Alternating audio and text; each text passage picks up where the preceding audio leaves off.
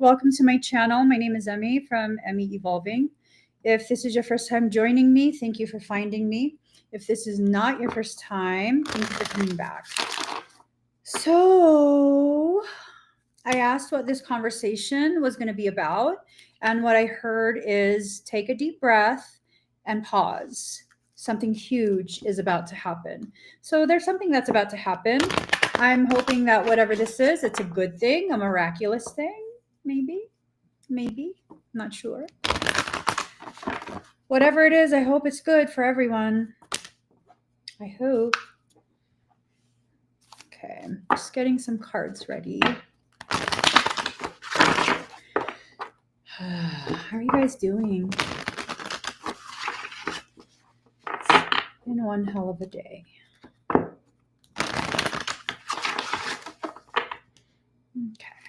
Oh, no, that's far too many cards. No, absolutely not.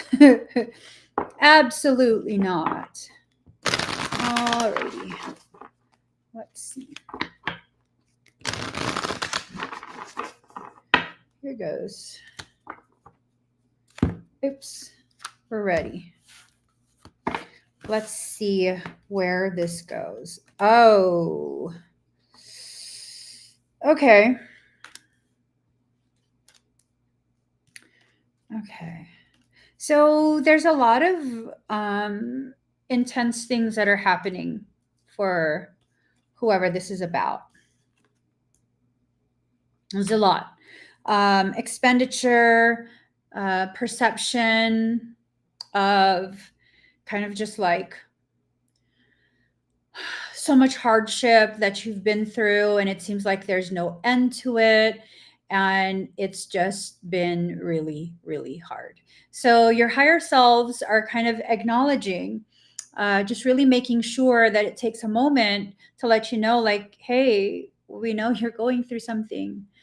We both know that whatever you've been going through, it's been very difficult. It's been challenging you to the utmost degree, but you have to make sure you don't allow this to corrupt your mindset, to taint that mindset, to cause you to enter into a space of negativity, a space of victimhood, a space of like, oh, poor me, this is all I deserve.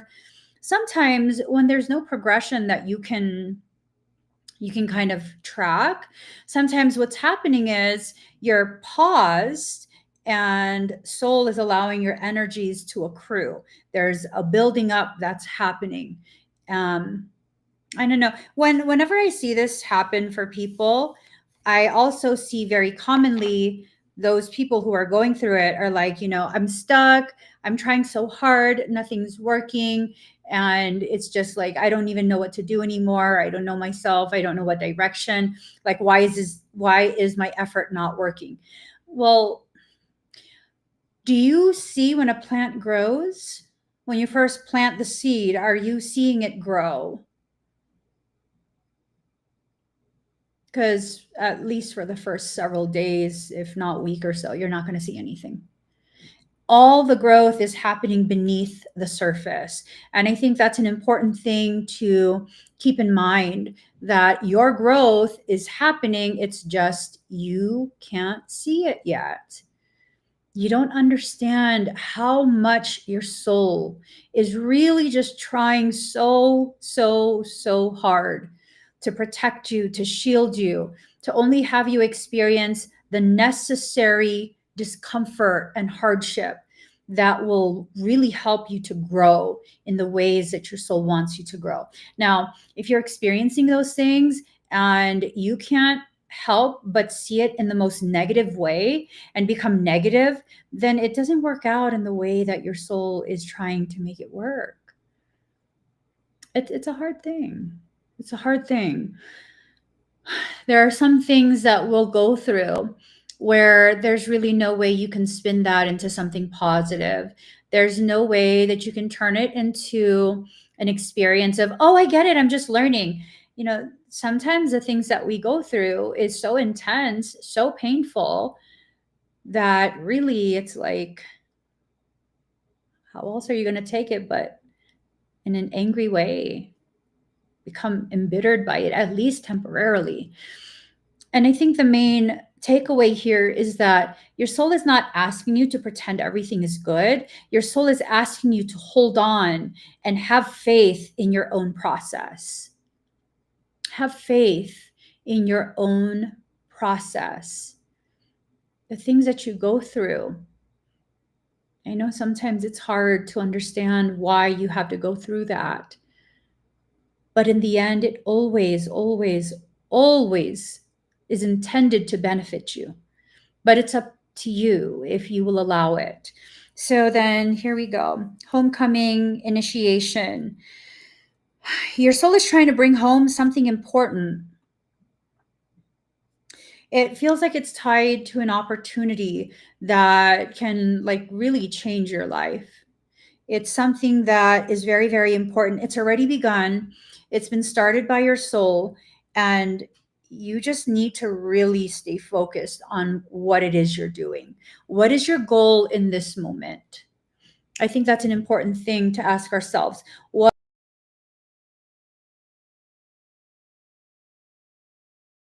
am I? I think for many of us, we don't know what that answer is. I think for many of us, we're trying to figure out a way to survive. Or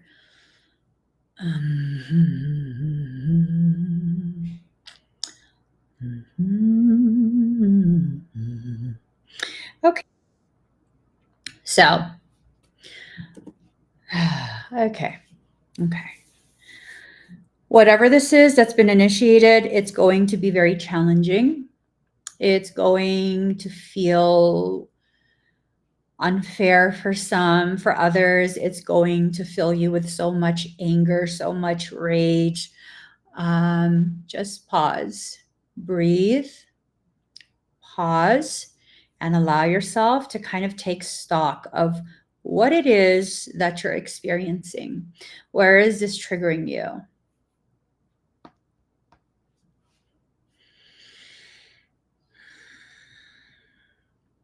You have to find the answer deep inside. You have to. You have to. You can't stay at the surface level for this. If you're going to make something of this tremendous opportunity, and just because it's tremendous does not mean it's not full of pain.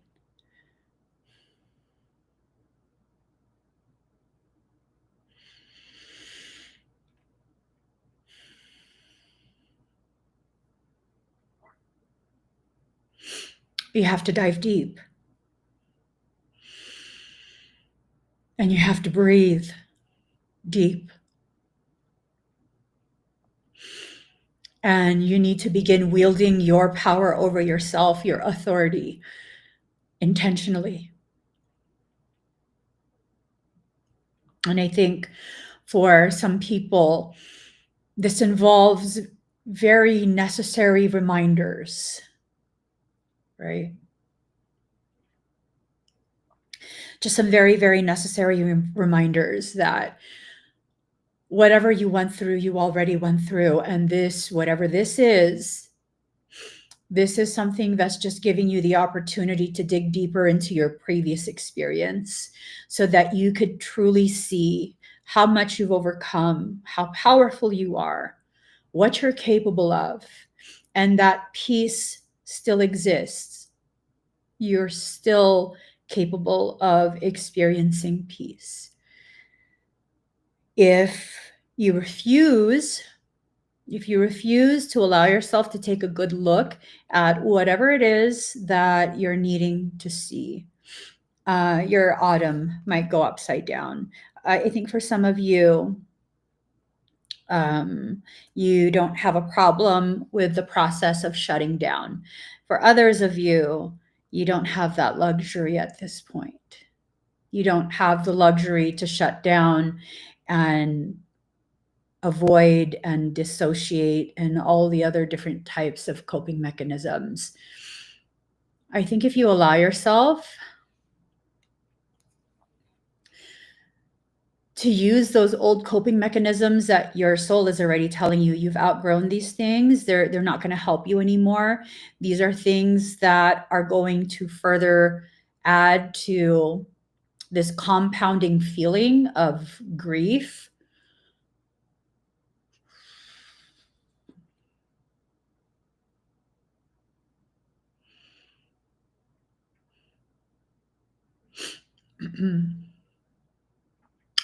You don't have the luxury to shut down. You just don't. You don't. There are, in my view, in my opinion, really only 3 types of souls.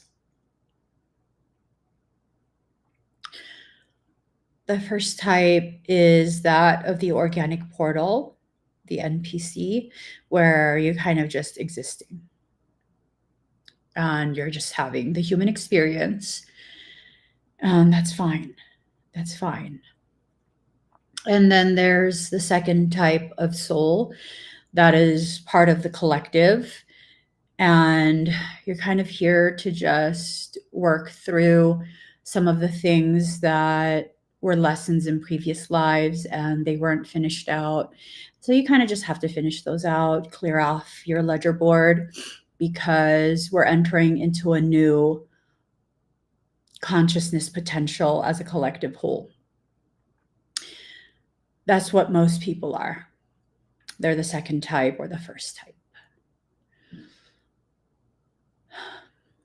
And then there's a third type of soul. This type of soul is a bit more rare. And this type of soul is a type that's here for tremendous work, tremendous growth, tremendous service, not just to self, but especially to humanity. This type of soul is here not just to learn and finish off the things that needed to be finished off from previous lives.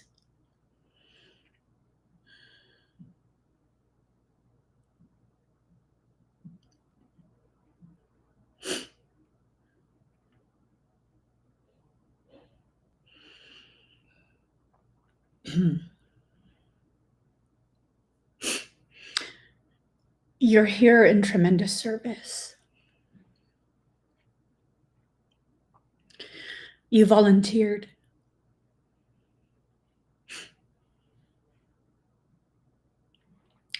You volunteered to be here. You volunteered for specific experiences. You entered into this form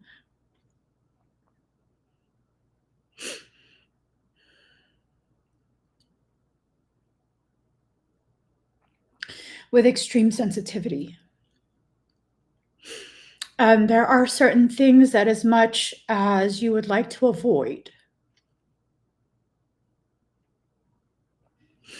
you're not allowed to. And you have to face it head on. And I think for some,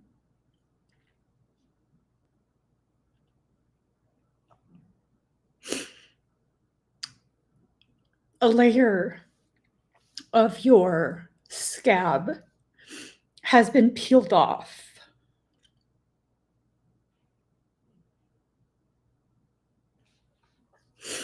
And maybe you were able to compartmentalize for a little bit. And now you're faced with the reality of what you need to face. And it's a reminder. It's a reminder of what you've been through, what you've overcome, and the importance of what you learned when you went through that.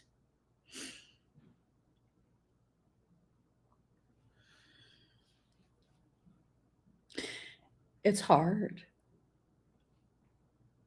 It's hard.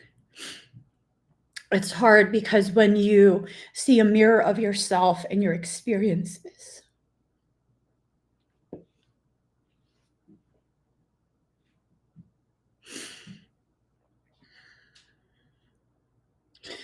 for those that have that sensitivity,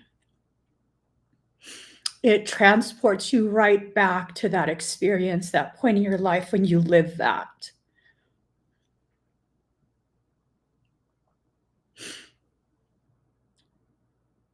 And then you take a good look at the parts of your grief that you haven't processed. And you begin to understand the type of strength that you called upon during that period in your life.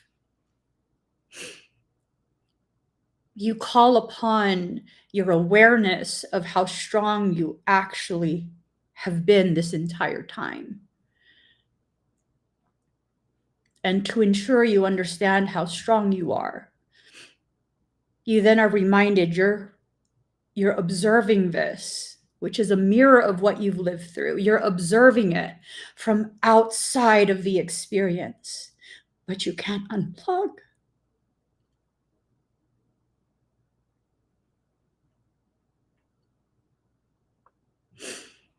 You can't look away.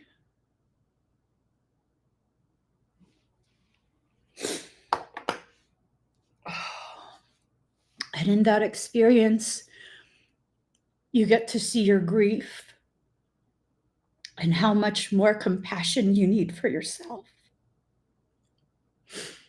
Because you don't have the luxury of shutting down.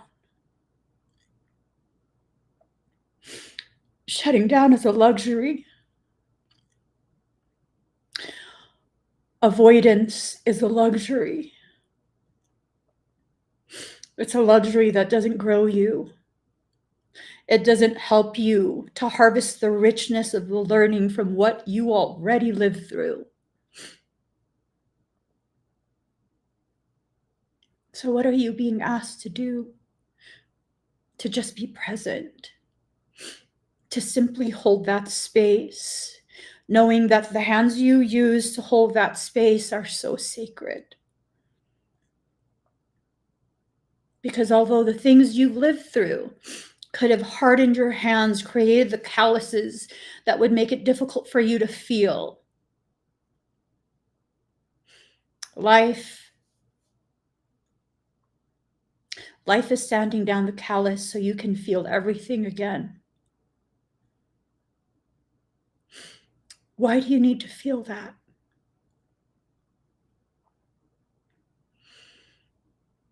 Because for those that are of the third type of soul, you need to be able to feel in order to reach the level of awareness, the depth of cultivation that is necessary for you to be the gift that you actually have always been destined to be. First for yourself, and then for others. You have to allow yourself to recognize the process that you're in. What is that process? No one knows but you.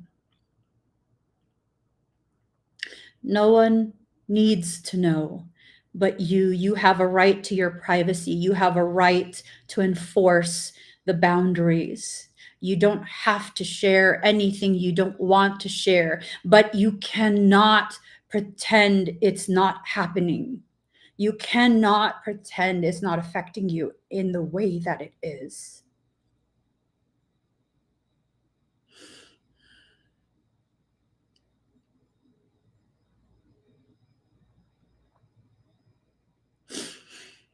It's the only way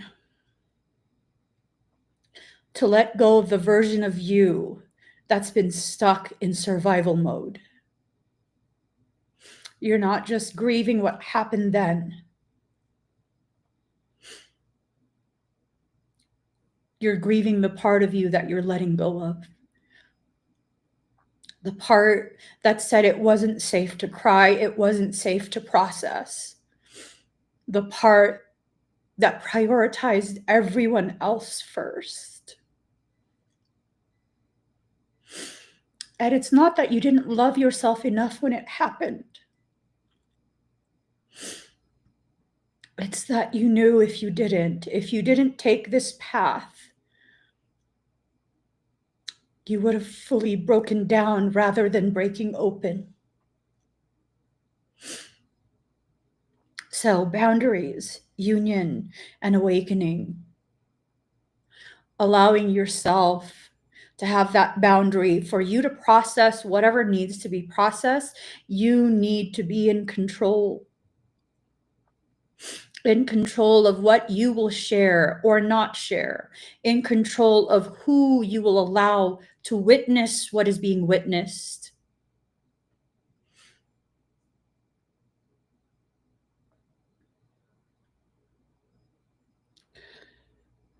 And then the union in reverse is the letting go of the version of you that has stood guard and has become the callous. Because for whatever it is that comes next, especially for that third type of soul, you really need to be able to feel everything, to be fully present in whatever you're being asked to witness happening in your life or happening in someone else's. You have to be fully present for it. You have to allow yourself to become aware, to awaken to the part of you that is the most powerful part of you. And that most powerful part, it's the one that made the decision to allow the aspect of you that is solely tied to surviving whatever circumstance you experience. It's the part of you that allowed that other part to come forward and to protect you. What's coming next can have no boundaries, can have no limits placed upon you. You can't remain caged in that space of fear that you're going to be asked to survive something else that you don't know if you can survive.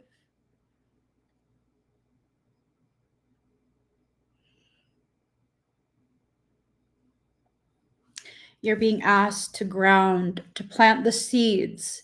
But before you plant the seeds, your soil must be tilled. It must be prepared.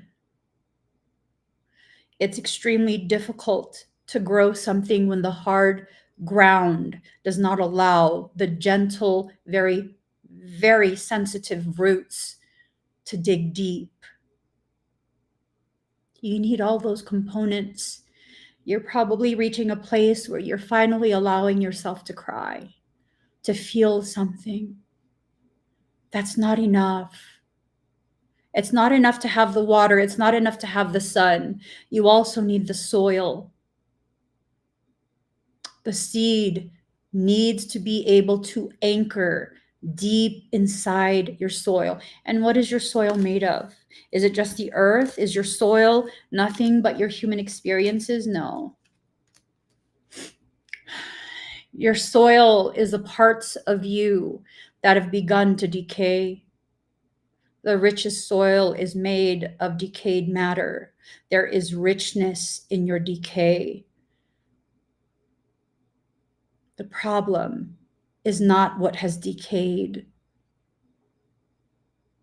The problem is you listen to someone else who said the decay is nasty. It's something you need to be ashamed of. It's something that you need to hide away and that it's garbage. It's useless. Not true.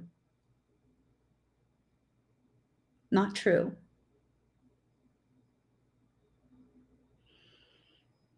There's so much richness if you allow yourself to really just take a look at the things that have happened in your life. If you just allow yourself the amount of richness in that, there is no limits as to what you can and will grow. None. There are no limits. But you have to be willing. You have to be willing to face the things that you've already lived through with no fear. You have to be able to look at yourself and how those events have affected you. And I think for many of us, We've looked at these events, we've looked at the way we've been affected, and we have this very distorted view that it's evidence of us being broken, us being flawed.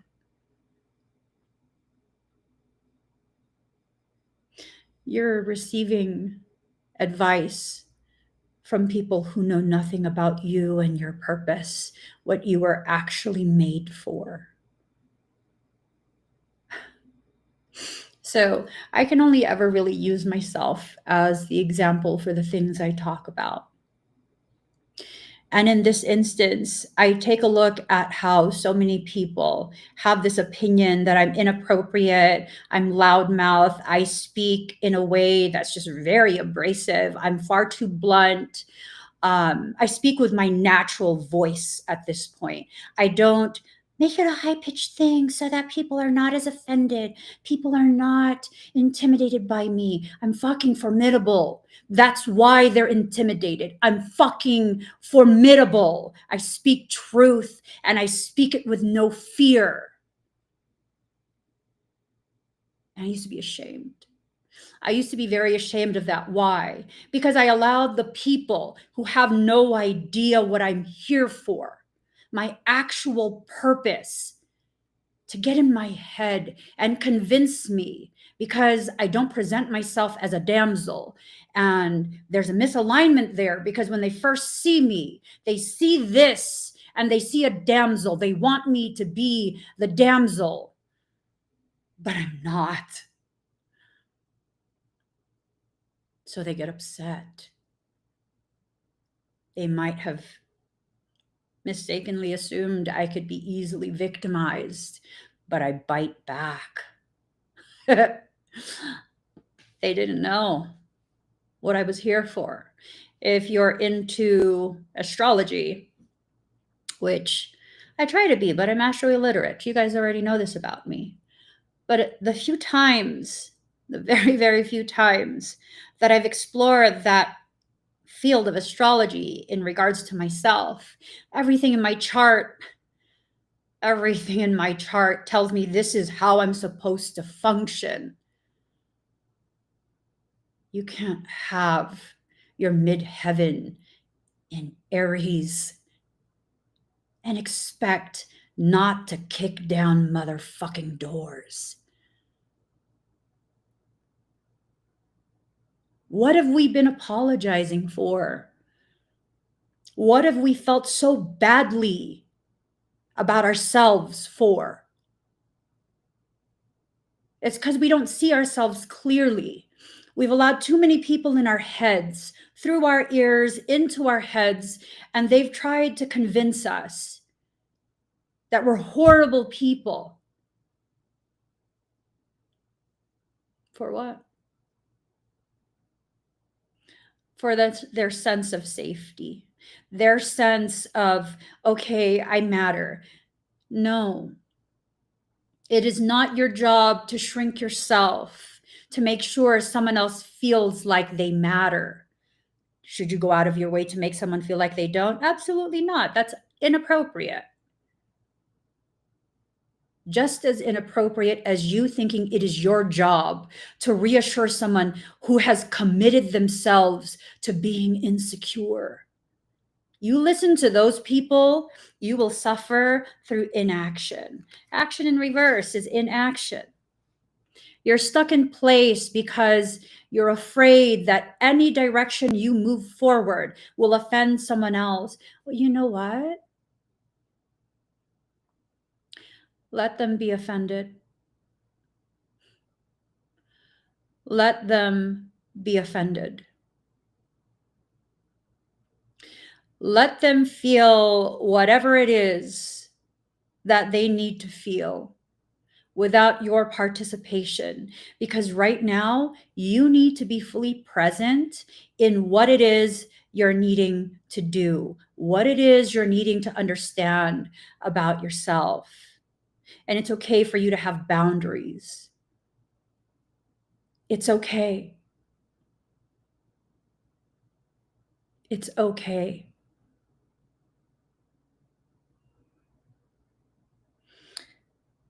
Faith and fruition, self-reflection and power.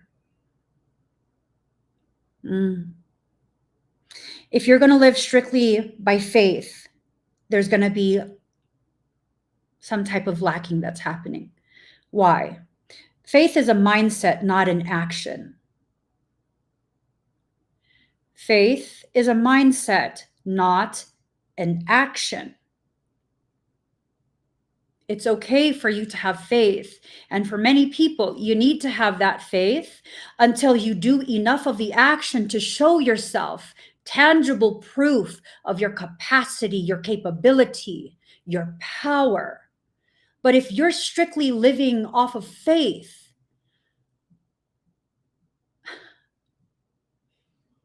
have you ever ate the soil to fill your belly because you're hungry? Faith is where you anchor the roots. You have to have faith that you have a good seed the moment you place it in the ground and cover it up.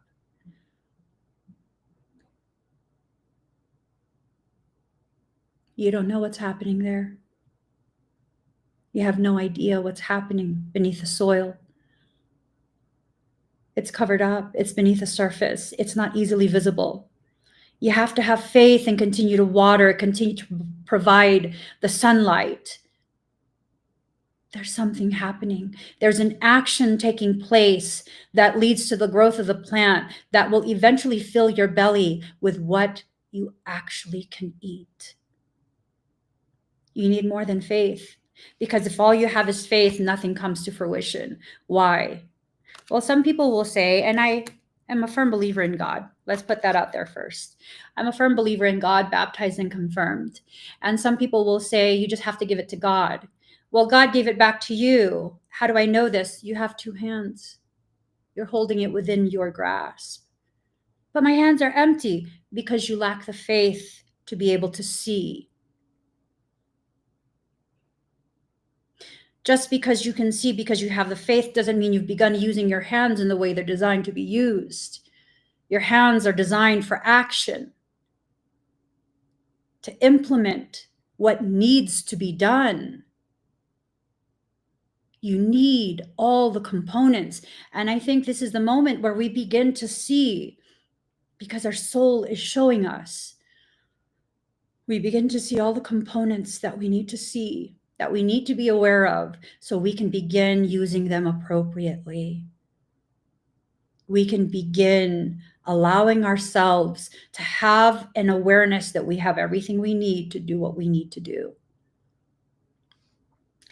Now, if you're not going to allow yourself to take a good hard look at yourself, and you're like, okay, so I'm just supposed to look at all the pieces and I'm just going to keep going, keep going, keep going. Yeah, you're going to expend power that doesn't need to be expended, and it's not going to work out in the way that you want. It's just not. Because you might have the tools, but if you don't know how those tools are to be used appropriately, they're not going to work in the way they need to work. You're going to expend much more energy. So, example of this, for quite some time, I had been lifting very heavy weights, and my body was very, very, very strong, very strong. And so one day we had to move some furniture, and I believe it was like solid wood furniture. And so it's heavy. My husband and I, we move furniture ourselves. I'm not a very big person, but during that time, I was a little beefcake, beef slider, beef slider. And so we use this moving device. It's nothing but a strap. It uses the principles of fulcrum. It uses physics to increase your strength and the load you can carry. So we go ahead and we use that. Except with these straps, your hands have to push. It has to push the load out in front of you. So what am I trying to say? Well, we were bringing it upstairs, and because my hamstrings are not as strong as my quads, Logically, I have to be on the bottom. I don't have enough strength in my hamstrings to be at the top. In exchange for using my quads at the bottom, I'm carrying the large bulk of that weight. My husband's hamstrings are much stronger than mine. He has to be at the top. And he's rushing. He's rushing. He's rushing. At which point I had to tell him, stop. This whole thing is going to fall on me. You can't rush. We have to communicate. Step, step, step. Okay. And rather than pushing it towards me and me pushing it towards him, he was saying, if we just lift it, I can't lift that, sir. I got legs. I got back. I don't have biceps. It's not as strong. That's a small muscle. These straps are intended to place the weight on your shoulders. Because my posterior chain is strong, I can take the brunt of that weight. He doesn't realize the way the physics is being used. If I had not said anything and continued forward, we would both be injured. The dresser would fall on me and I would fall down the stairs. And because we're hooked together, he would fall on top of the dresser on top of me.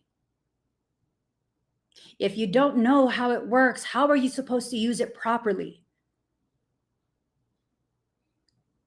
You can't. You increase the potentiality of failure and injury. You have to know how it works before you begin using the tools. And this is the period where you have to take a deep breath so you can begin taking a look at what your soul is showing you about the tools you've been given. You've been given tools.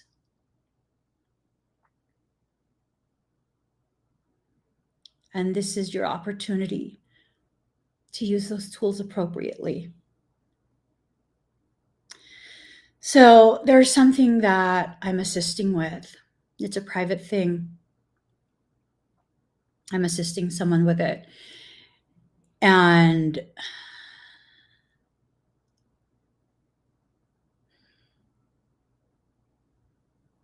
it's triggering. It's triggering.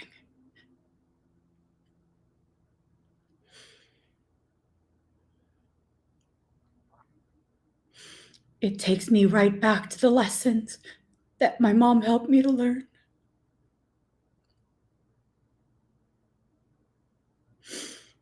And I'm struggling to use the tools that I was given because I don't want to violate sovereignty. I don't want to do too much, but I'm afraid I'm not doing enough.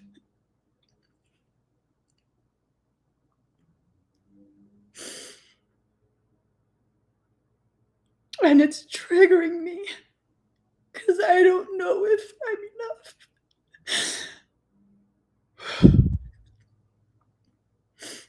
I know my power. I know my capacity. I know how much I can do. But what if I'm not enough? What if I didn't learn it right?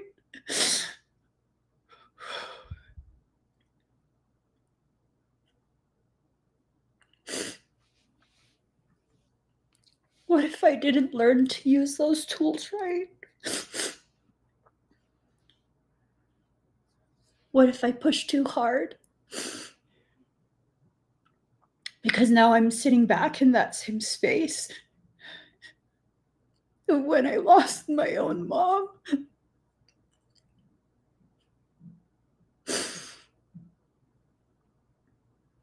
Is it my grief driving me forward? Am I forcing something I shouldn't be involved in? And I don't know.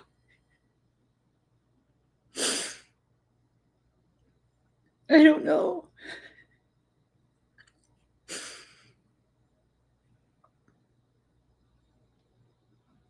I don't know what my task is.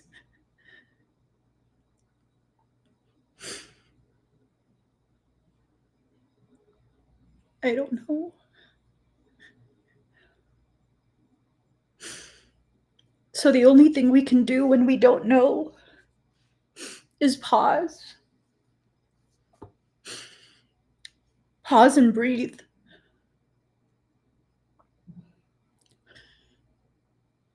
Clarify.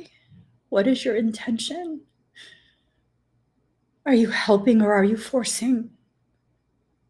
Just pause and breathe.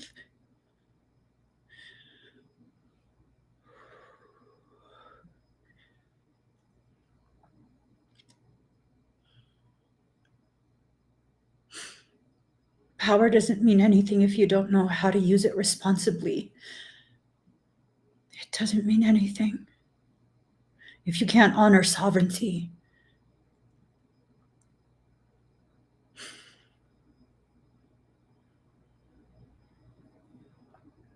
So then comes the self-reflection. Before I even began to help, I said, I will not do anything that violates sovereignty. I will not do anything that I'm not given permission to do.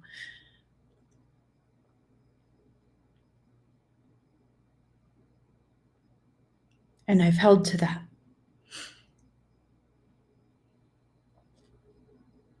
I've held to that. And I'm aware of my intention. And I remind myself.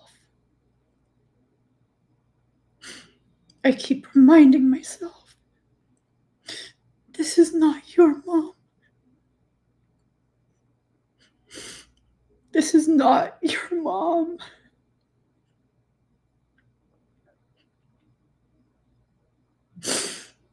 It's not your mom. And even with that reminder, every time I remind myself to stay within my space, every time I say that this is not your mom, all I can hear myself asking is, then why does it hurt like it is?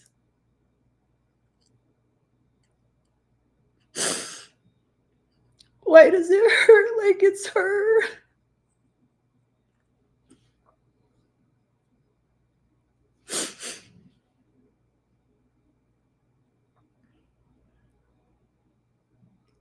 Because I have to remember.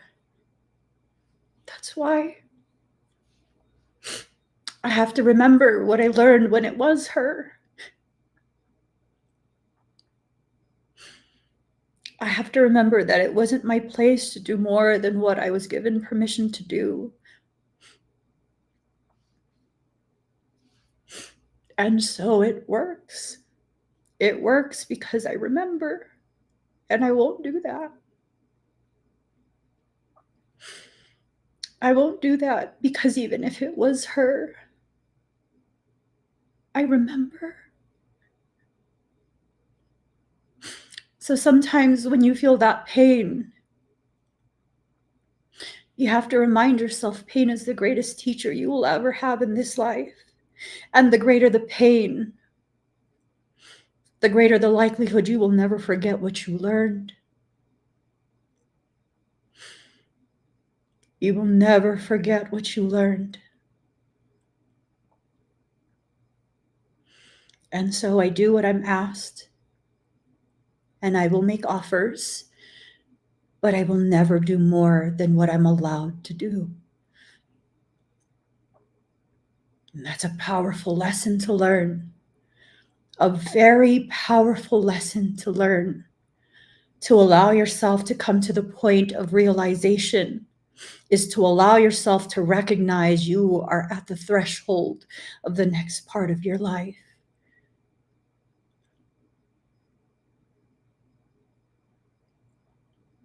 And this is me realizing I'm ready for the next part. I'm ready. Whatever that next part is, it does not involve an upside down power. It does not involve me needing to prove anything. It involves me sitting in the purpose I was created for. and honoring sovereignty in all the ways that I always have and always will. So we have to dispel that darkness, right? That darkness that stems from pain. The pain of the things that you've been through in the past, the pain of the things that you're being invited to experience now, to help you remember, to help you retrieve the power you already cultivated, but because of the pain then, you turned away from it. You allowed yourself to turn away from it, to pretend it doesn't exist. Why? Because you're afraid to face the version of you that did everything it did to ensure you survived.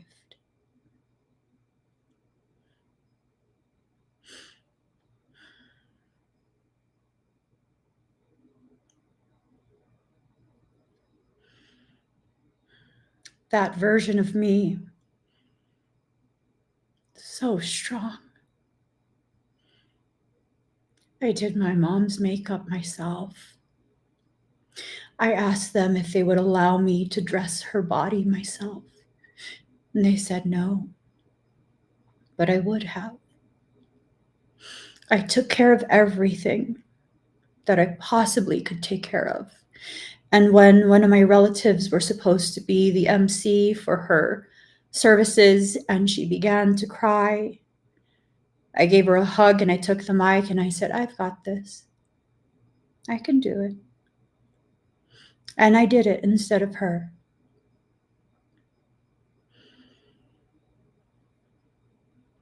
And the part of me that's primarily me, when all the services were done, and it was time for us as a family to bring her casket to the grave,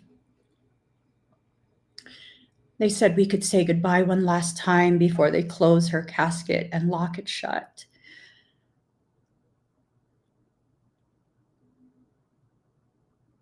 I swear if I wasn't as short as I am, it would have ended differently.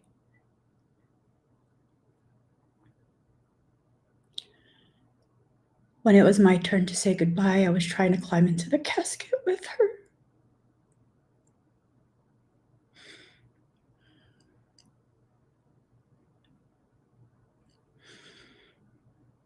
And I was telling her it's not funny anymore. You need to open your eyes. It's not funny.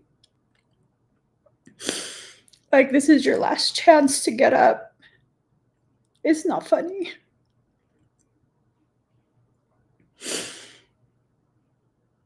And it took one of my siblings basically picking me up and taking me away from her side so they could close it. Because that entire time,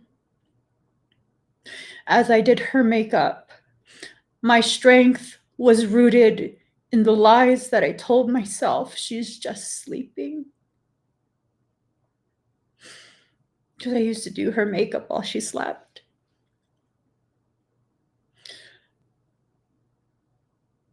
It's no longer okay to lie to myself and to have my strength be rooted in the lie. This is the part where your soul is inviting you to be strong because you are, not because you've lied to yourself. But because you're aware of what you've been through and how strong you are, that you got through it, and that it's okay.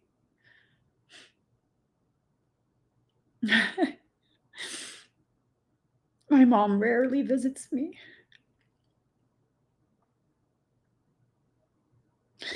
But she's here right now, and she's like, do you know how obnoxious that would have been if you actually were tall enough to climb into the casket with me? You would have broke the whole thing. It's not strong enough to hold both of us.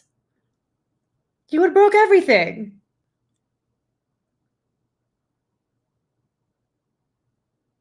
And it's true. I would have been like, okay, close the door now. I'm inside, close the door now. And I was like, you haven't stopped being crazy. You've been crazy your whole life. It's true. And she says, no one's ever been able to tell you what to do, even when you were small. Luckily, you were cute. But no one's ever been able to tell you what to do. And that's true, too. Mm.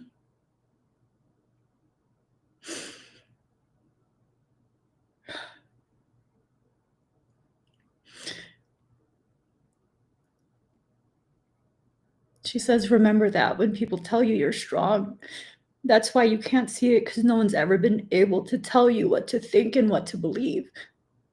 So even if it's true, if you don't want to believe it, you won't.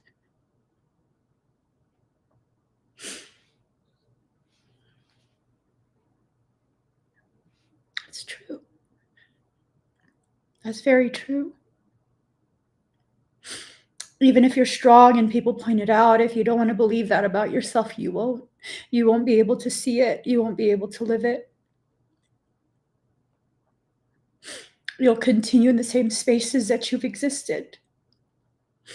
Spaces where you're not living your purpose, you're not living your truth, and you're just trying to survive.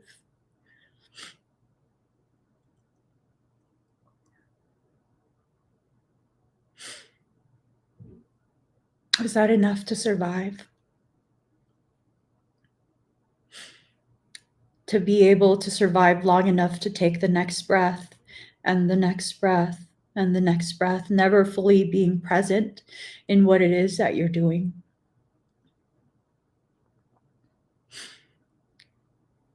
So, clarity on the task at hand. I haven't been tasked to provide another piece of evidence of messianic level healing. I've been tasked to be a crutch and a pillar for a daughter, and to simply hold space and assist as she comes into her own power.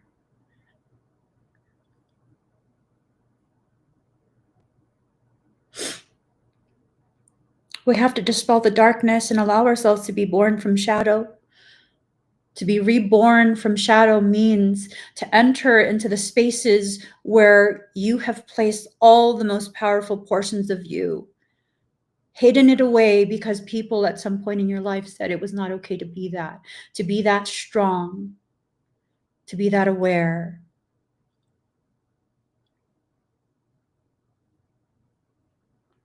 What is people's issue with sadness and witnessing it?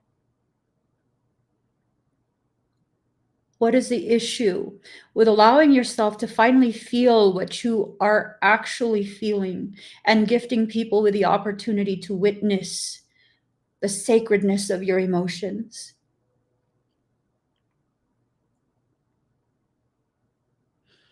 What is the issue with that?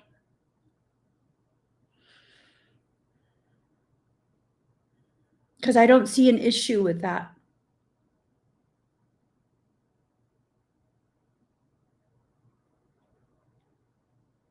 What I see when you experience things that are intense and you have the courage to be raw in your experience, what I see is weakness in people making itself clear.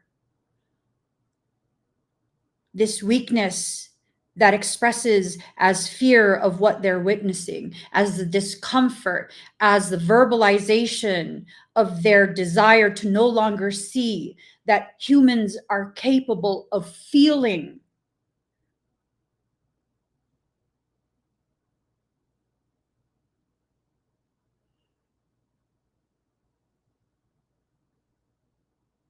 We're supposed to feel. In order to tap into our actual power, we're supposed to feel. Now, when you smile, you don't learn to understand. You learn to suppress and suppress and suppress and suppress and suppress and swallow down and swallow down and swallow down to make the people who don't truly care about what you need more comfortable being in your presence as they take from you what they want.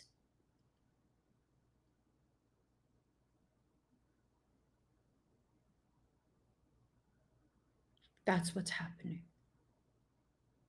That is what's happening. I've been publicly visible for a very long time. I started in 2016. We're almost in 2026. It's about 10 years. I've spent many years of my publicly visible existence catering to those people who are uncomfortable at witnessing me be a true, breathing, living, existing human. Because it's getting in the way of them taking what they want from me. You want my wisdom? My wisdom was born from pain.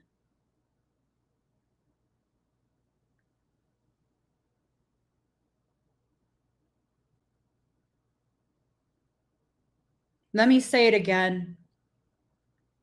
You want the wisdom that lives inside me. That wisdom was born from my pain.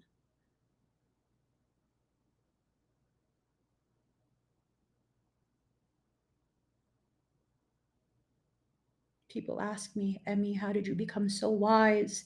Because it seems as though you're fucking wise beyond your years. Like, why do you have the perception of life that you do? It's powerful. Emmy, you say profound things, and I'm like, I'm just talking. You know what the answer is? Every season of my life involves pain. Whether it be my own or pain I carry for other people, every fucking season of my life involves me feeling pain.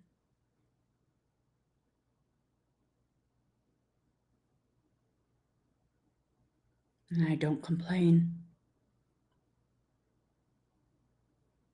And I receive it and get stronger. And allow the richness of my wisdom. I allow it. I process most of it alone within myself. I don't have an Emmy.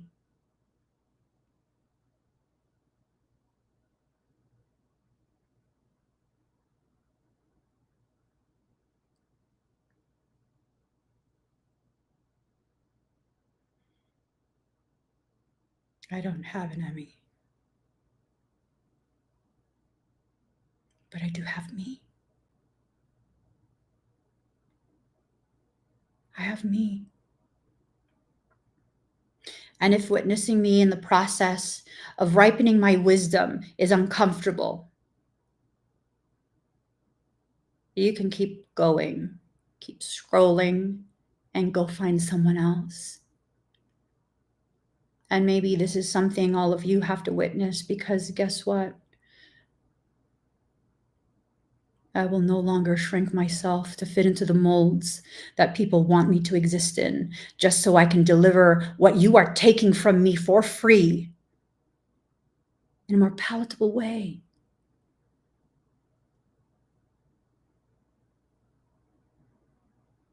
I came to the brink of destruction to get to the realizations that I share. I will not apologize for the way I deliver the gift that some could never have ever afforded to begin with. Having no apology for the gift of me processing even more pain in real time. That is power and strength and sovereignty in full display.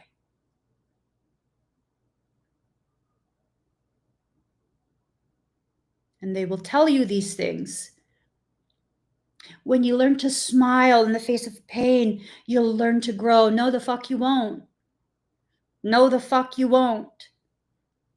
You'll learn to choke on your own truth until you wreck your thyroid, just like I did. Just like I did.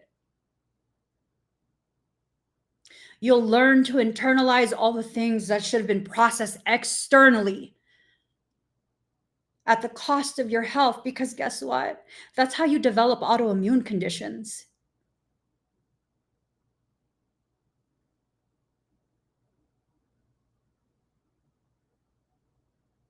And I'm not willing to pay that price to make an ungrateful person who never had the spiritual budget to afford the gift that I freely offer more comfortable as they take from me what I'm already giving for free.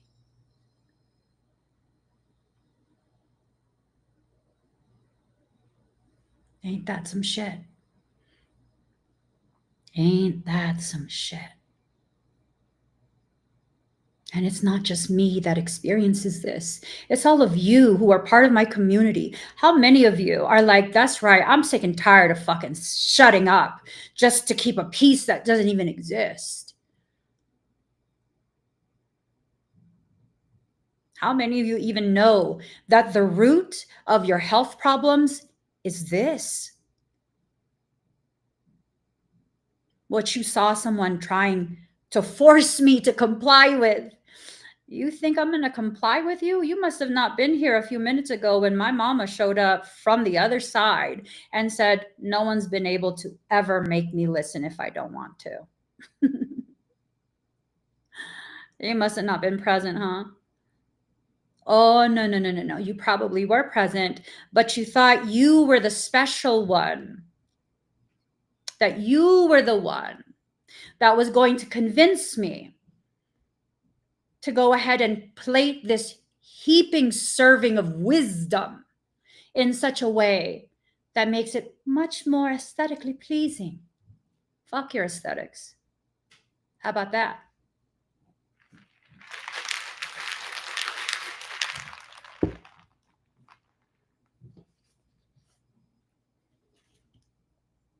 So, what needs to happen for us? What needs to happen?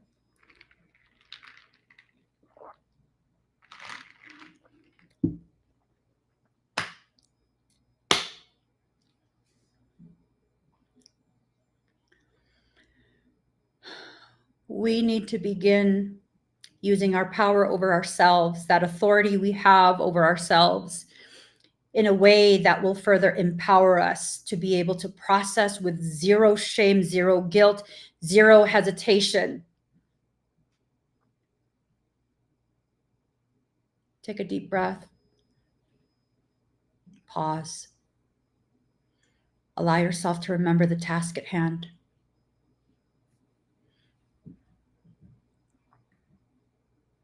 Not sure why you're laughing, Mushfika. You're at the cusp of being banned. It's my second time telling you.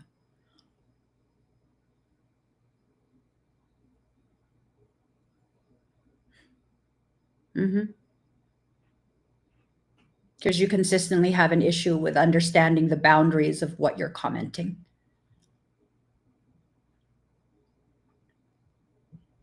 Read through. Read through. Don't ever try and force me to share what I'm not willingly sharing. And don't ever tell me I don't have permission to cry if I'm crying.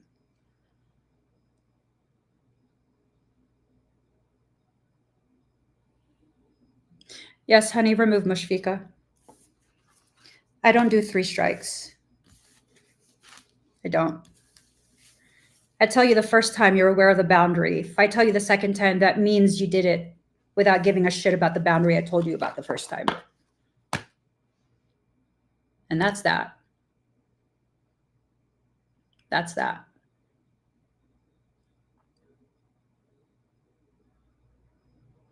That's that. You learned an important lesson today, Mushfika. Unfortunately, it's at the expense of being a part of my journey. Notice how I'm not sorry and I'm not ashamed. Notice how I'm addressing it head on. Not because I'm angry, but because I've had enough. I've had enough. And I don't have to apologize, nor did I have to explain. But that's my parting gift to you. A very clear understanding of why you're no longer allowed.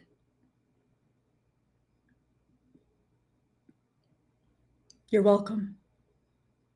May that lesson live with you for the rest of your life so that you don't have to lose access to other sacred spaces ever again. But again, that's your choice. It's your choice if you want to continue to behave in that way. Boundaries are important. Boundaries are very, very important. And if you're not going to enforce a boundary, if you're going to only half-ass enforce the boundary and apologize for being aware of your boundaries and verbalizing it, guess what? People are far too comfortable being disrespectful of you and your sacred space. I'm good. I'm not here to harvest people as followers. My soul has only asked me to do one thing during this season of my life, and that is simply be witnessed publicly in all my stages and phases with no apologies and no fear. That is all I've been asked to do. And that is all I'm willing to do. A lot of the stuff that's happening right now is stuff that people, they're not knowing that these things are happening. But you're needing to make sure you cultivate your field in such a way that you are inaccessible to those who will be used by malignant things to derail your progression. So really quick, we need to dispel the darkness and allow ourselves to be reborn from shadow. You have to shed the aspect of you that allowed for people to be so comfortable in their disrespect of you, your time, your energy, your space, that they see nothing wrong with their behaviors. That has to stop. And no, it doesn't mean you have to be angry, because right now I'm not even angry. I'm still internally processing a very difficult circumstance that I'm not willing to share publicly. No, it's not my personal difficult circumstance. It's because I care. It's because when I love, it's genuine. And it has nothing to do with sessions. If I love you, I will do what I can do. And that is that. So allowing ourselves to shed the portions of our identity that have allowed for very, very imbalanced existence, making sure that your judgment has nothing to do with condemnation of yourself or others. Me making clear that boundary is being crossed, verbalizing that, and issuing out a consequence for yet another crossing of that boundary has nothing to do with me implying Mushfika or anyone else is a bad person. No. I'm speaking strictly about the boundary that was crossed and my need to cultivate my space. If you have had a habit of doing things that disregard the sacred nature of my space, you need to go. You need to go. But Emmy, you're a public figure. People will see you. People need to see this. They need to see this. A real person in real time cultivating their space. This needs to be normal. Y'all, how often do you see people being mad disrespectful in live streams on any platform? And one thing you guys will notice, if this is your first time joining me or your second time, I will never allow disrespect in the live streams. Not towards me, not towards other people. No. This is a space of mutual respect, mutual acknowledgement of our reciprocal sacredness. It needs to be normalized. You guys notice there's no disrespect. I'm actually proud of you, TikTok. You guys have been so chill today. I love that. YouTube has as well, except for 2 people. That's it. 2 can't ruin the reputation of the all. Just 2. That's it. So what needs to happen? You need to exit out of this space of thinking you need to do shadow work. You just need to embrace all your parts. Shadow, light, none of that even matters. Why are you categorizing it? That label of shadow and light is simply identifying their positioning on a singular plane of existence. That singular plane of existence is your consciousness. That's like saying left or right. Well, I don't know. Left is evil. Left is left. Right is right. If you don't have access to both and awareness of both, you'll never know where the center is. And then, of course, they'll convince you spirituality is all about balance. You just need to make sure that you balance. Did you know that that is a program? That's a draconian program. They've been trying to harvest your energy for quite some time. And how are they doing that? Well, if you're expending all of your energy on trying to balance, you're not paying attention to what they're doing. Did you know that by virtue of your centeredness, a natural byproduct, meaning you don't have to try, zero effort, by virtue of your centeredness, you automatically have balance. You can't be unbalanced and be in center. Do you have to try when you ride a bike? Once you learn how to ride a bike, do you have to try to balance to ride a bike?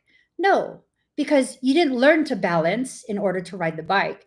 You learned where your center of gravity is. That's how you ride a bike. Not because you're struggling to balance and you're focused on balancing. No, it's because you're aware of where your gravity of center is, or center of gravity is. I have dyslexia, so literally I do. So there's going to be a lot of dark interference during this period. You guys, I don't know. There's a part of me that kind of just wants to shrink away and not be publicly visible for a while. But you guys, there's a lot of things coming. Part of the reason why you want to shrink away and not be publicly visible for a time, aside from me processing my own stuff, is it just, yeah, it's hard for me to see what you guys are going to be experiencing through this.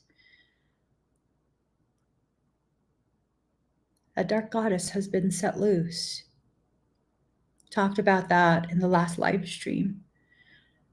The ways in which she will try and fuck your life up. I can't. I don't want to see it. I just don't. You know? It's hard. It's hard for me to witness people in my community going through the things that they go through.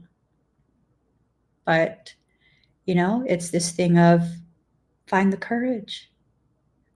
Find the courage. Not force yourself, but find the courage. And during the days or the moments where the courage is a little bit thin, step back for a moment. Because it's about showing you guys how powerful courage is in the face of fear, but also reminding you the importance of loving yourself enough to not exit that space of center. So it's a lot, right? It's a lot. So there's going to be a lot of dark interference. I will be going live tomorrow, but in the afternoon. I'm not going to go in the evening. It's the Protection Tea Party for all platforms except for TikTok. Simply go to the link in the comments or click on the QR code on the screen. For those on TikTok, just go to the link in my bio. Look for the Protection Tea Party. I'm aware to a disgusting degree of what's going to be attempted energetically, emotionally, intellectually. There's going to be a lot of social things that are happening as well. And there's going to be some stuff that ties into geopolitics. I'm not into politics whatsoever. Don't ask me about politics. How can I purchase a reading? If you go to the link in my bio, you can find Hi, Mary. You can find it there. It's the ClairTarot reading. And then if you guys need me to check your auric field or your physical health, for those who are new to me, I'm actually also a medical intuitive as well as a morphogenetic recodement engineer. I do quite a few different things. And if you need assistance, just make sure you attend tomorrow. I'm going to be live on TikTok. I believe it's at 3:30 p.m. Pacific Standard Time. That's when I'll be live. And I have a whole bunch of things that are lined up in the Protection Tea Party that is very much designed specifically for what I'm anticipating to happen. No, it's not no Armageddon thing. This is on a personal level as well as a collective level. If your health has been going downhill, I would highly encourage you to consider the etheric medi-eval, because that's more than just a scan. What I do with the etheric medi-eval, I go ahead and I scan deep down your core codes, I scan into your physical body, and then I'm able to begin doing the energetic corrective work. If you guys are not familiar with what my bioscans are, I'm able to see on the level of a CAT scan, ultrasound, sonogram, MRI, see what else? Subatomic particles, X-ray, I mean, whatever we need. That's what I have the ability to scan at. And then I'm also able to do the morphogenetic recodements that can help correct the energetic distortions that lead to those conditions. So emotional, energetic, spiritual, physical bodies. Yep, all of them. I can scan all the luminous bodies, all the layers. And then I can also trace back ancestral lines within this life as well as previous existences. Really, there's just no limits. The only limits that exist are the ones that your soul says I have to stay within. And I definitely try my best to stay within those limits. But yeah, so I'm doing a whole bunch of different stuff that you guys can be part of.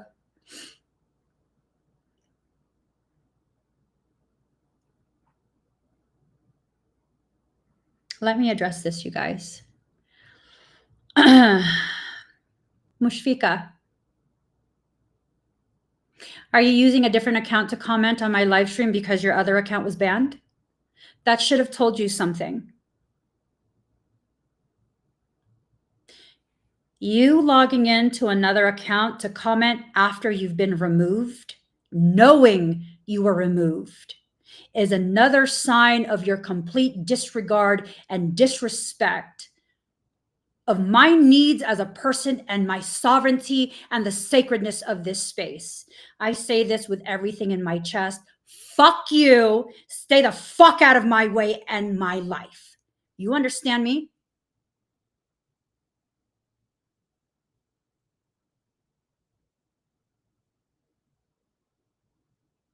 When a boundary has been set, you cross even a pinky toe over that line, you're going to get this reaction out of me.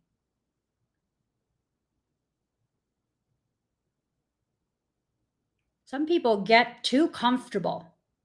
They get too comfortable because I'm very nice and I'm very loving and I'm very compassionate. But when you start to think those aspects of me give you free reign to be disregarding my needs that were very clearly communicated, you get nothing but a hearty fuck you. You don't want to apologize. You want to make sure you still have access to me. Listen here, your fucking access is denied. And I'm not sorry.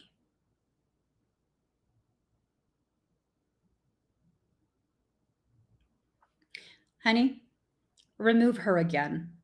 You come on my shit one more time.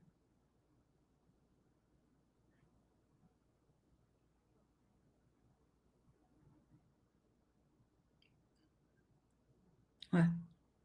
What do you want me to say? I didn't say anything because what I was going to say, it wasn't a threat. I was going to say that's evidence of how fucking stupid you are. It does what I was going to say. That's evidence of how fucking stupid you are. And how little you actually deserve to be in my presence. Absolutely not. You're not sorry.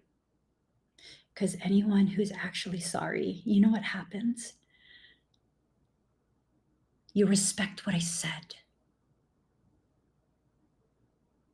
You respect what I said. I didn't mince no words. I didn't allude to anything. I was clear and I was blunt. Notice how I'm not sorry or ashamed. Exactly, Lisa. I love you, girl. Lisa said, sorry isn't a password to a door that's shut. Amen. Amen. So, guys, I'm going to be live tomorrow, 3:30 p.m. Pacific Standard Time. I'm going to be doing expedites. They're focused primarily on protection. There's a lot. There's a lot. Be careful and aware of the use of demon horitas to try and access your space, to try and upset you, to try and get you, destabilized within yourself. You should never apologize for having a need, expressing that need, and being very clear in that expression. When people disrespect that boundary, they need to have the appropriate response. They need to have that appropriate response.